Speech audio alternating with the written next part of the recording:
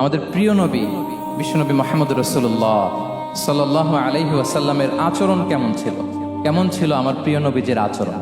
আমরা যদি কোরআনকে জিজ্ঞেস করি যে কোরআন তুমি বলো তো বিশ্বনবী সাল্লাল্লাহু আলাইহি ওয়াসাল্লামের আচরণ কেমন ছিল, কোরআন খুব প্রিসাইজলি আমাদেরকে জানায় এবং বলে যে ওয়া ইন্নাকা লাআলা খুলুকিন আযীম। এর অর্থ হচ্ছে নবী হে, নিশ্চয়ই আপনি নৈতিক চরিত্রের সর্বোচ্চ মানের উপর প্রতিষ্ঠিত। সুবহানাল্লাহ। চারিত্রিক মাধুর্যতা, চারিত্রিক নির্মলতা, উন্নত চরিত্র, সর্বোত্তম চরিত্র বলতে আমরা যা বুঝাই তার সবটা দিয়ে আল্লাহ তাআলা বিষ্ণু ইসা ইসলামের চরিত্রকে নির্মাণ করেছেন। বিষ্ণু ইসা ইসলামের মাথার চুল থেকে পায়ের নখ পর্যন্ত একটা কলমের কালির ডট ফেলার ক্ষমতা বিশ্বের কারণে, ঠিক কিনা বলেন?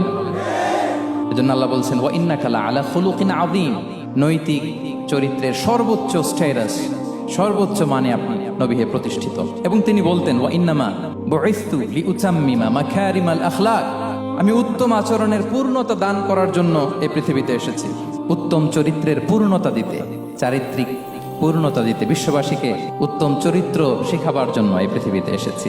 এবং আম্মা জান আয়েশা রাদিয়াল্লাহু তাআলা আনহাকে যখন জিজ্ঞেস করা হতো যে হে আম্মা, আপনি বলেন তো আমাদের নবীজির চরিত্র কেমন ছিল, কাইফা কানা খুলুক রাসূলিল্লাহ, কেমন ছিল নবীর চরিত্র, সাহাবারা বড্ড আগ্রহ নিয়ে জিজ্ঞেস করতেন।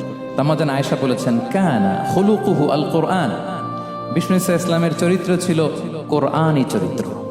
কোরআনে যা করতে বলা হয়েছে, যা করতে বারণ করা হয়েছে, তা প্র্যাকটিক্যালি বিশ্বনবীর জীবনে সেটা করে দেখানো হয়েছে। এবং তিনি বলতেন বিষ্ণু ইসা ইসলাম যখন রাস্তা দিয়ে হেঁটে যেতেন, as if a living Quran is walking on the street, মনে হতো একটা জীবন্ত কোরআন রাস্তা দিয়ে হেঁটে যাচ্ছে।